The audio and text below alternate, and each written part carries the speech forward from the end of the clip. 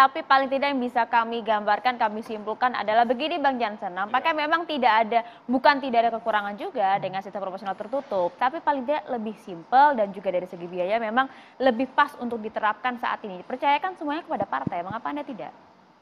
Jadi gini, yang pertama ya, inilah kekuatan surat Pak SBY yang dalam tanda kutip dinyinyiri Boni tadi. Kita jadi bisa kenal, dengar begitu pendapat Boni, pendapat Pak Hamdan Julfa dan lain-lain begitu. Jadi ketimbang kemudian sebelum surat ini kita seperti kesirap begitu, sidang yang membahas soal hak 200 juta orang begitu tiba-tiba aja nanti putus. Untuk itu melalui TV One ini bagi masyarakat di luar sana begitu, silakan kirim surat ke Mahkamah Konstitusi, ke Medan Merdeka Barat begitu, teman-teman kirim, teman-teman mau pilih gambar atau pilih orang begitu, seperti yang selama ini kita lakukan. Yang kedua soal politik uang.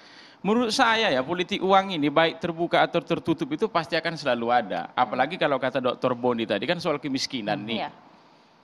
Jadi politik uang itu kejahatan pemilu, pidana pemilu itu, penegakan hukum. Jadi Bawaslu kerja dong. Itu. Mau dia terbuka tertutup kan ada politik uang. Penegakan hukum yang penting. Internal partainya bagaimana? Itu. Yang ketiga, saya ingin lebih maju sedikit ya. Ini soal keilmuan. Silakan nanti kemudian seluruh ahli tata negara di luar sana mendebat saya begitu. Saya mengatakan begini. Ya argumen saya nih, Mahkamah Konstitusi itu tidak punya kewenangan meriksa persoalan terbuka tertutup ini. Itu. Jadi tidak ada problem konstitusionalitas di persoalan terbuka tertutup ini. Sudah 4 kali sidang loh Bang. Itu dia. Jadi tidak ada problem konstitusionalitas di situ. Saya menganalogikan begini begitu ya. Jadi begini, dalam sistem dalam literatur politik ya dan praktik itu ada cukup banyak varian sistem pemilu. Ada distrik, terbuka, tertutup, mix dan macam-macam begitu. Itu makanya Undang-Undang Dasar kita kemudian mengatakan soal pilihan varian sistem itu bentuknya itu jenisnya itu open legal policy diserahkan kepada DPR begitu. Sepanjang kemudian dilakukan masih secara langsung ya sebagaimana perintah Undang-Undang Dasar ya. Sepanjang itu juga tidak ada problem konstitusional di situ, baik dia terbuka, tertutup, mix, distrik dan lain-lain seperti kata Boni tadi. Itu makanya saya sering menganalogikan begini, makan itu langsung ke mulut. Mau Anda pakai garpu, pakai tangan, pakai sendok bebas, nggak ada problem konstitusionalitas di situ. Mau Anda pakai sistem mix, pakai sistem distrik begitu. Mau terbuka tertutup sepanjang dia langsung sebagaimana perintah Undang-Undang Dasar tidak ada masalah konstitusi di situ. Itu makanya karena ini open legal policy menurut saya MK itu tidak perlu terlalu jauh meriksa persoalan ini. Kembalikan kepada DPR. Itu. Jadi bentuk pengaturannya ini harusnya itu undang-undang bukan dalam bentuk vonis atau putusan. Kalau di DPR sudah jelas. Dari 9 partai yang ada di DPR hari ini, 8 tuh mengatakan tetap aja kita pakai terbuka itu PDIP tertutup begitu, biar diputuskan di DPR mekanisme di sana begitu. Kalau pakai surat Pak SBY itu karena ini persoalan penting kata beliau ya, biar aja nanti ada konsensus. Jadi kita membahas ini dalam suasana tenang lah, rembuk bersama begitu. Jangan-jangan problemnya ini bukan soal terbuka tertutup saja. Soal apa Bang? Masalah demokrasi kita ini tuh makanya dirembukkan. Ini bukan soal benar salah di sini, kuat-kuatan di persoalan ini begitu. Yang kemudian keempat saya ingin menyampaikan begini.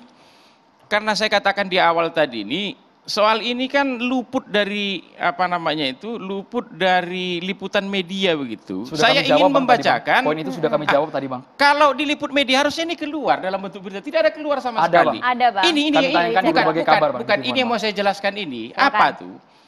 Pemerintah sebenarnya Presiden Jokowi itu sudah memberikan nota jawaban itu. Pemerintah itu beliau diwakili oleh kuasa hukumnya. Nama kuasa hukum beliau itu adalah Yasona Lauli selalu Menkumham serta Mendagri Tito Karnavian. Apa posisi pemerintah? Ini penting ini. Itu jawaban tanggal 13 Januari 2023 kemarin, sidang kami bulan lalu. Presiden Jokowi melalui kuasa hukumnya Pak Yasona ya dan Pak Mendagri itu mengatakan posisi pemerintah itu tetap di posisi terbuka. Kemudian di poin 11 Pak Jokowi mengatakan selain itu proses penyelenggaraan tahapan pemilihan umum tahun 2024 ini telah berjalan. Itu dia.